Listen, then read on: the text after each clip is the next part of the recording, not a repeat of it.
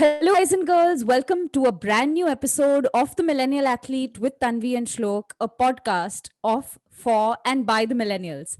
I'm your host, Tanvi Lad. And I'm your co-host Shlok Ramchandran.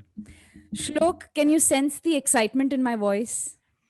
Yes, it can be for two reasons actually. One is that Roland Garros is underway and we are doing a French Open special for the next two episodes. But I also think there is someone special out there who has his birthday today. Absolutely, you've hit the nail on the head. It's the king of clay, Rafa Nadal's birthday today, and I am definitely celebrating after this recording. And of course, he's celebrating his birthday in style with a 101st title. Sorry, a match win on clay. So he's obviously gunning for his 14th Roland Garros title. And of course trying to beat Roger Federer's record of the number of Grand Slams won in total. So I'm clearly excited. Tani, tell me one thing. What makes Roland Garros so special? I mean, there is a different energy to the French Open every year. You see new faces every now and then. What is it that makes it so special and different than the other Grand Slams? I think, I mean, we all know that clay is probably one of the toughest surfaces to play on. So, by virtue of the conditions being a major factor, I think we see all the drama possible. The top seeds falling in the first couple of rounds, like we've seen a lot of drama in this year's edition already in the first couple of days.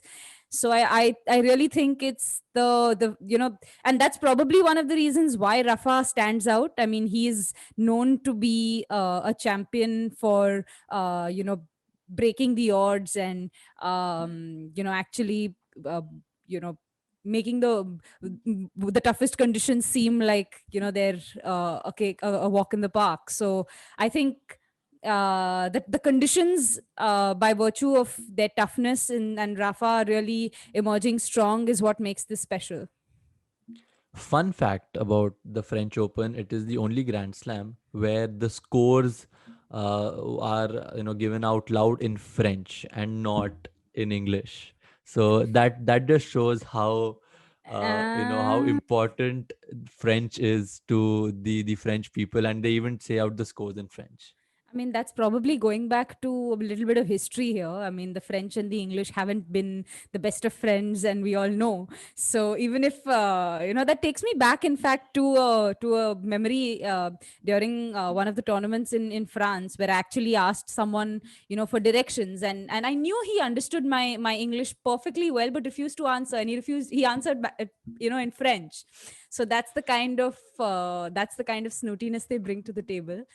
But so I'm not surprised. Look, But yes, but today, what are we covering on today's first week of the Roland Garros special? We are going to talk about the seeds who faltered so far, and we will pick all the important matches which have happened so far. Tanvi and I will choose our pick of who's going to go all the way through the tournament, and the rising stars which you can watch out for. And also, we are also going to talk about the much hyped and much talked Naomi Osaka withdrawal from this year's of the French Open. So this is what we have in store with you for you guys for this episode. absolutely. I think, like I mentioned, there's already been a lot of drama. To start with, I think the men's singles draw, having Federer, Djokovic, and Nadal in the same half. I think it all started there. I mean, for fans to witness Djokovic versus Federer quarterfinal and a potential clash with Rafa in the semis. Pretty much, the title gets decided there itself. But in the other half, we do have a Wawrinka. We did have a Thiem. We no longer have a Thiem.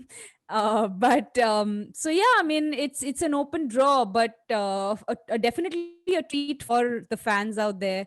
having, the three stalwarts, the three goats of men's singles tennis, in one draw. Yeah, excited to see Roger back. First Grand Slam, post COVID, or the pandemic still going on, but so happy to see Roger Federer back on court.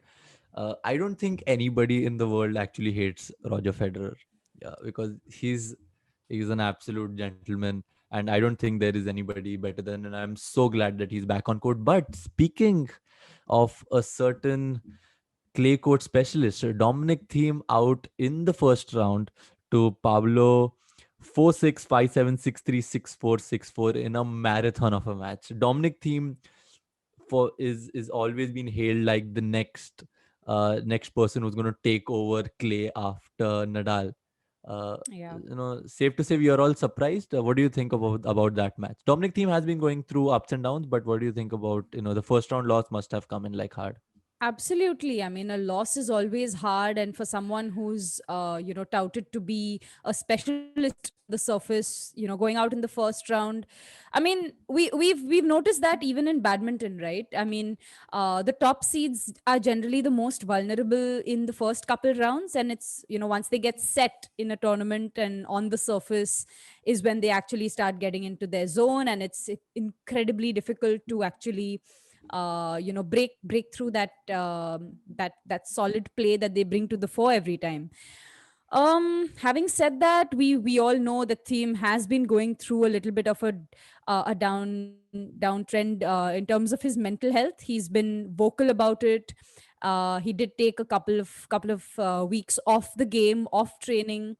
um I guess the pandemic in general has affected players, and I think we can cut him some slack here in terms of his first round loss. I wouldn't read much into it in terms of his ability or his preparation. It just boils down to the general situation, the broader picture ongoing in the world at present. So I would cut him some slack here.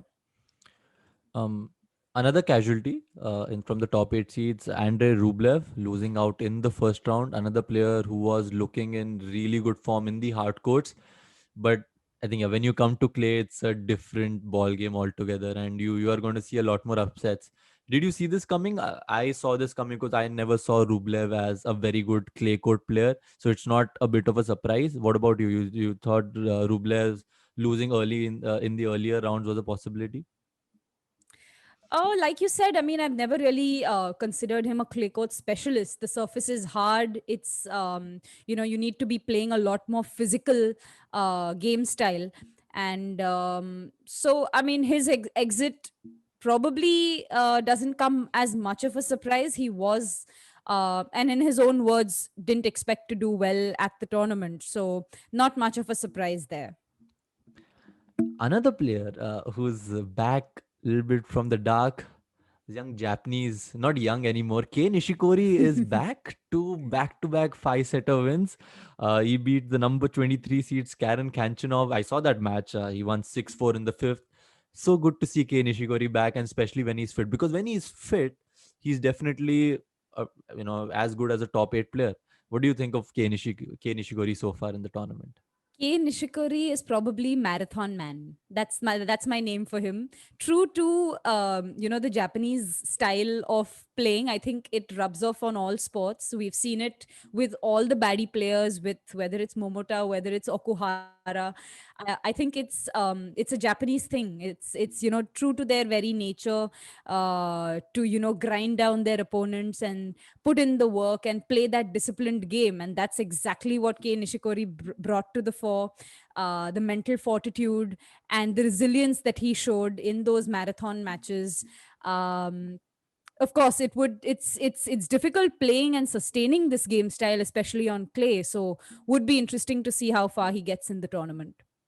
Yeah, I just hope his body, holds on. You've seen Nishikori in the past after two big five-setter matches that he's not able to go through, and he's had two very big five-setters. And Kanchanov is huge, right? Yeah. Kanchanov is about 6'4", huge hitter. That must have taken a lot out. But some other seeded players who were out were Robert Batista went out, David Goffin went out. Grigor Dimitrov, who's been struggling with an injury, was out. Felix Auger Olisme, another player which I thought would go deeper in the tournament, has also lost. Uh, but who are the players who have really got your eye? In we are recording on a Thursday. We still have 3 more days before the end of the first week. But till as of now, till Thursday, who are the players who've caught your eye so far? Men's singles, of In the men's course. singles, we'll talk about women's singles also. Yeah, I think in men's singles, to start with, of course, Rafa did have a bit of a scare in his first round, but that's pretty much how he usually gets into a tournament. He doesn't. I think it's boils down to giving his opponent a little bit of respect. Doesn't like to thrash them. What say, Shlok? I mean, give them a couple points.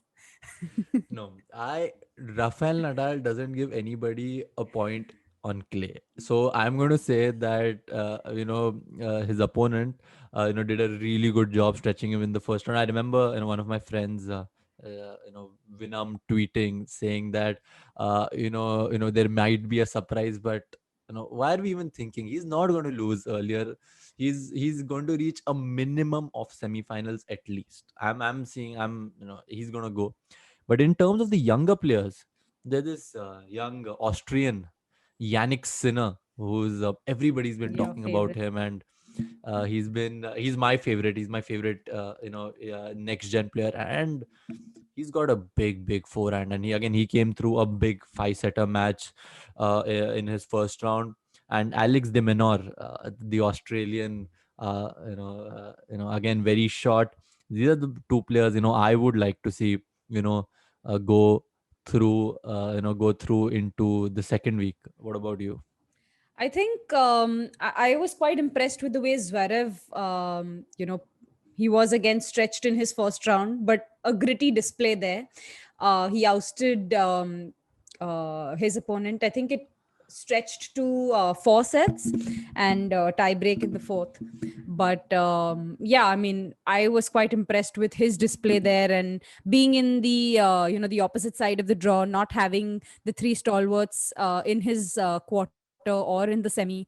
I think the only one to look out for him would be Stan Wawrinka, the goat. Stand the man, stand the Stands the man. man. Yeah, so you also got Tsitsipas there. You've got Berrettini over there. You got the marathon man Diego Schwartzman also in the mix. So very interesting first week coming along. I would love to see, once we go into the quarterfinals, how it's gonna pan out. Moving on to women's singles now. Women's singles, we've got a couple of upsets so far. World number one retired in her second round to Magda Linnet. Bianca Andreescu, the former Grand Slam champion, is also out. Gabrielle Muguruza is also out. Petra Kvitova is also out. What do you think of the women's singles draw so far?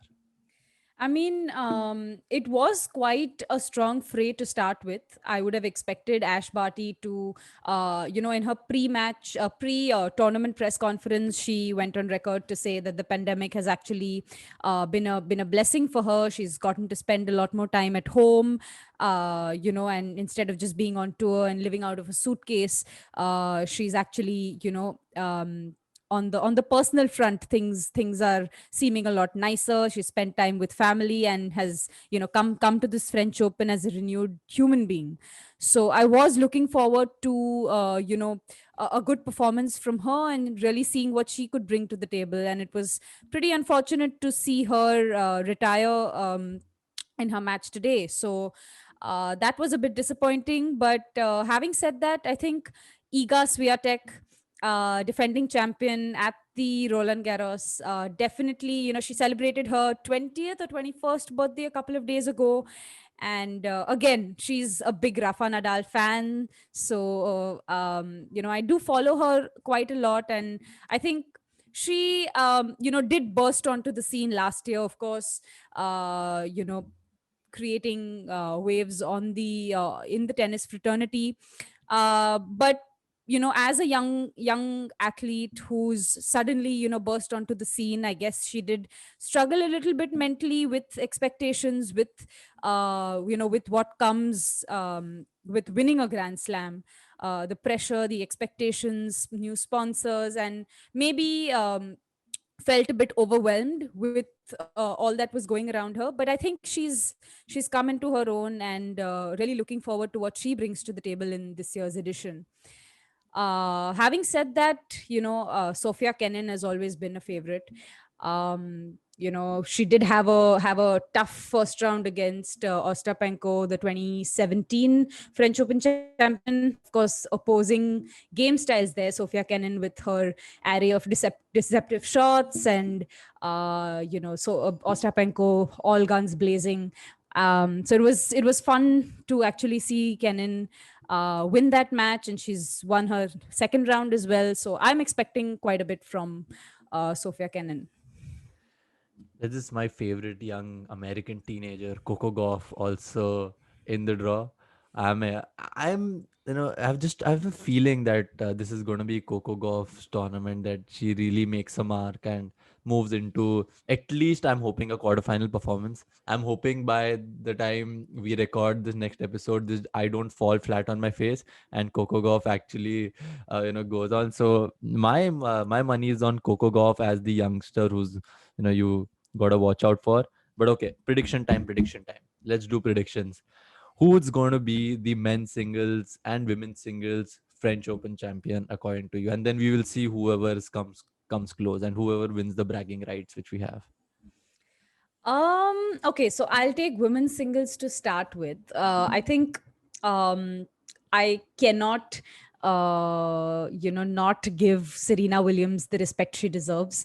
39 years old, an incredible champion, has won multiple grand slams, and is probably not in the best shape of her life, her career, but she's a champion and anything is possible. I would love to see her in the finals, just from the perspective of establishing herself as the all-time Serena Williams that she is, the champion that she is. And there is another side to it which we could probably discuss later in the episode. The whole thing about women, women in color, versus having to face quite a bit of trouble. We saw Osaka battle it. We've seen Serena battle it in the past, and I would definitely want to bring it up later in the episode. But coming back to predictions, Serena Williams, Iga Swiatek, and my favorite, who I have a soft corner for, is Elina Svitolina. My absolute favorite. So these are your top three picks for Yeah, your women's singles. absolutely. One of Yeah. them is going to win it. What about men's singles? Apart from, let's just say I mean, that, that's a Nadal is. no-brainer. Like, let me just Do you not. have a two and three? Do you have a two or three in No, your I mind, or I is just don't. one, two, and three is Rafael Nadal? One, two, three, four, five, six, Rafael Nadal. I mean, he's won it 13 times. He's the king. He's the goat. I don't know what else. I'm at a loss for adjectives. I think it's a no-brainer. Yeah. Just because I want to go up against you, I'm going to say that Novak Djokovic is going to win this year. So Novak Djokovic comes in number one in my list. Rafael Nadal comes in number two in my list. And I am actually going to go for Stefano Tsitsipas as my number three on the list. In the women's singles, I'm going to go Sophie Kenin, number one. I'm going to go Serena Williams, number two. And I'm going to go with a surprise. Actually, I'm gonna go with Coco Gauff as my third pick of doing of winning the French Open. So that is all we have from predictions. So to all our listeners out there, send us your predictions, and if you get your predictions right after the French Open special, we will give you all a shout out, and and see how you get there. You'll talk about the elephant in the room. Let's talk about Naomi Osaka. Naomi Osaka has officially now withdrawn from the French Open after winning her first round. Earlier, before the tournament, she had stated the fact that she's not going to be doing any media activity, which is a mandatory for all the top players, and it didn't go down very well with the organizing authorities. In that, they advised Osaka, and I quote, that we have advised Naomi Osaka that she should continue to, if she should continue to ignore her media obligations during the tournament, she would be exposing herself to possible further code of conduct, and further consequences. This is the official statement by the four Grand Slam tournament directors. To this, Naomi Osaka, in her statement, said that she never wanted to be a distraction, and she accepts that my timing was not ideal, and my message could have been clearer. More importantly, I would never trivialize mental health or use the term lightly. The truth is that I have suffered long bouts of depression since the US Open in 2018, and I have had a really hard time coping with that. So that has been the story so far. um what do you think, how the whole situation has panned out? So to start with, my initial reaction was, I sympathized with Naomi because it can be hard. You've time and again, you are playing, you're competing, you're full of emotion, and you finished a match, and in the most impersonal setting, in a press conference room, you're sitting in front of a bunch of reporters, and they're hurling personal questions at you, and very often you're not in the mind space to answer those personal questions. You may have a lot, may have had a loss, you may be, not in the right mind space, you may want some time to just, soak in what's happened in the match, and you have to do this obligation to the media. So it's not easy to be putting on this facade, 365 days of the year. And especially with what's going on in the world right now, where athletes are struggling without spectators, with lack of training, with living in a bio bubble. I would sympathize with her decision, and respect her decision to stay away from press conferences for a while. But having said that, there is this whole school of thought, right, that as an athlete, just as you practice your drills and your skills and your forehands and backhands, there is dealing with the media is part of the profession, it's a part of the job. So you probably can do it for the sake of the fact that it's part of your job. Maybe don't get too personal. um, Answer the questions to the point, just do it as an obligation and get done with it, rather than tweeting about it and making a controversy about it. Or if you really have an issue, maybe she could have handled it better by approaching the WTA, like the players council, and raised her concerns with them. But the moment someone like Osaka puts out a tweet which is being read by her millions of followers all over the world, it is bound to have some repercussions. Yeah. I mean, also she's world number one, right? If the world number one is not going out and giving interviews post her matches and not doing her media activities, it doesn't look good for the French Open image as such, because you've got a lot of sponsors riding on it, right? It is just not them. Money is involved and everything is involved. That is why I think the likes of Federer, Nadal, Djokovic, Murray have done it over the years for a very long time now. That is why they do not like no, none of them have problems, because they've accepted it that it is a part of their job. They have to do it because they come to a Grand Slam and this is what it needs to be done. Another big factor here is that Osaka has openly admitted the fact that she's a big introvert. And even if you look at her interviews, she's not somebody who talks a lot. Like, I remember watching her on the Ellen show. I think a couple of years back when she won her first major. And even on the Ellen show, Ellen, who is surprised, who is so social, she couldn't get Osaka talking. And maybe if she's going to be here for a very long time, right? And she'll at some point of time she will have to learn that that being world number one or being a top 5 player, it is a part of the job. uh, I don't know. I mean, I as an athlete should sympathize with Naomi Osaka on this, but just thinking from the perspective of an administrator, I just feel that the organizers of the French Open must have felt hard done, because they are putting all of their efforts to make sure that the player is getting what they want, right? They're treated superbly well in tournaments, in Grand Slam tournaments. The top 30 seeds are given VIP treatment. Everything is available to them, right from the timings of the practice court to everything. Is given to, and especially if you're world number one, everything is given to you. And I think media activity is something that the players should feel that what the organizers are doing so much for me. I think this is something which I need to do, because that is where the money will come in. Otherwise the sponsors won't come in.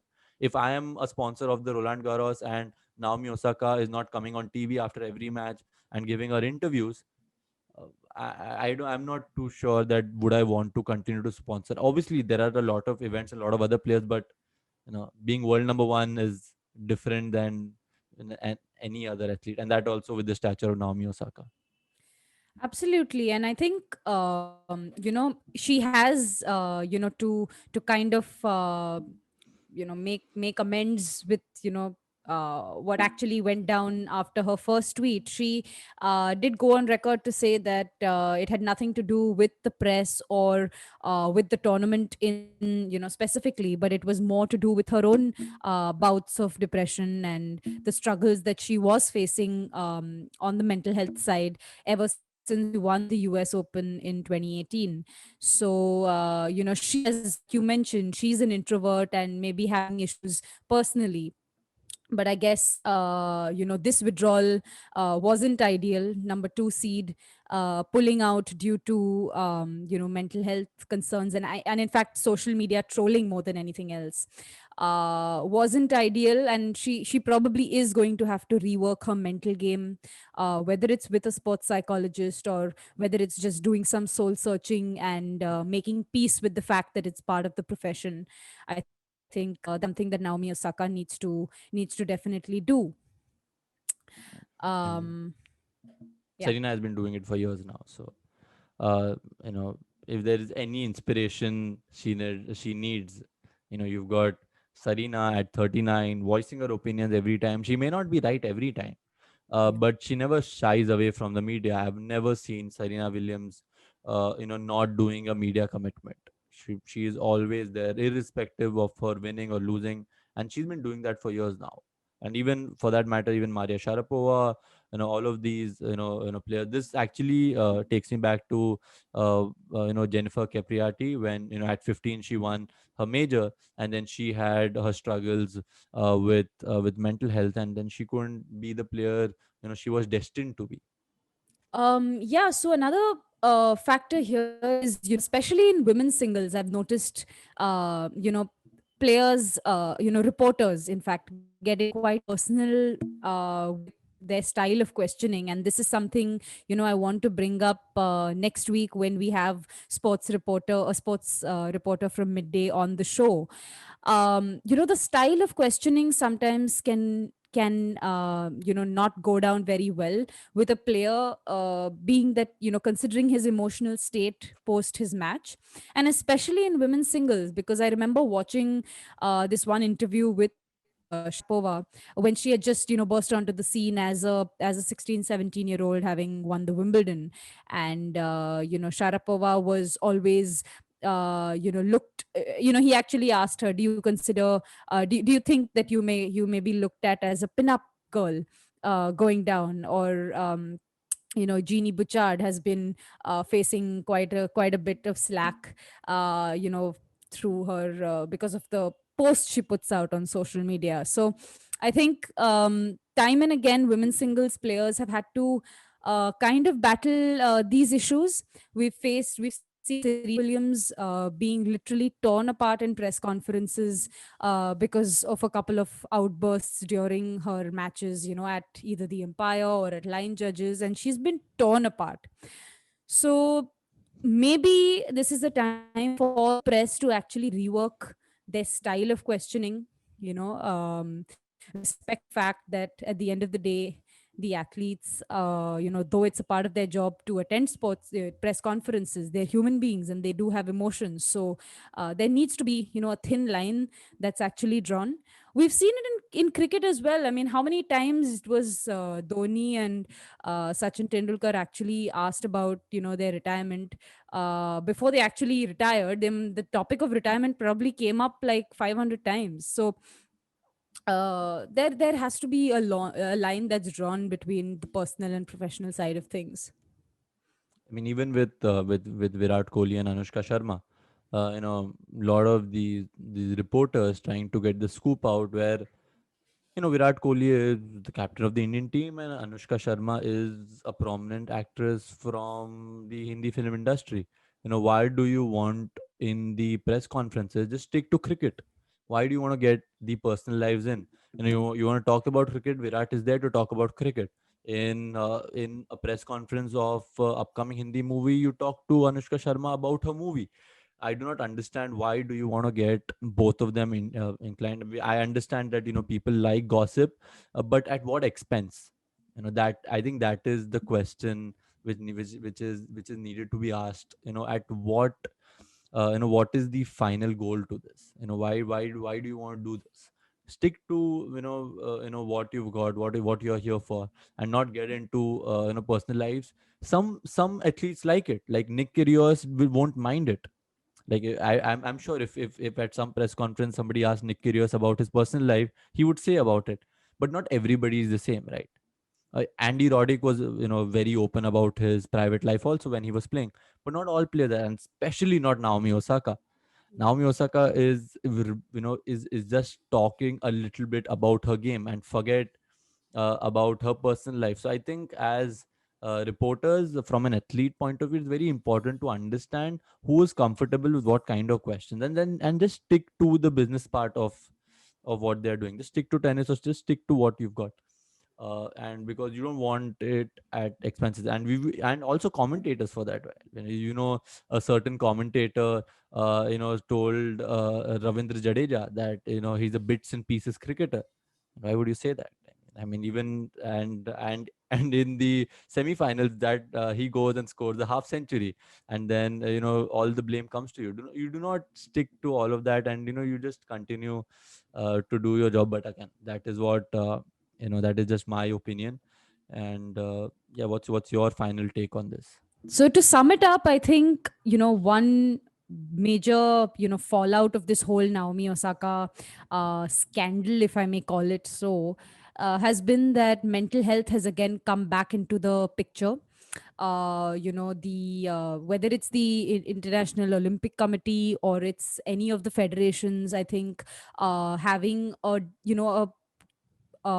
designated cell which is in charge of mental health, having a department or a player council with a trained team of psychologists and mental health professionals is the need of the hour. I'm sure most councils are already thinking on those lines, because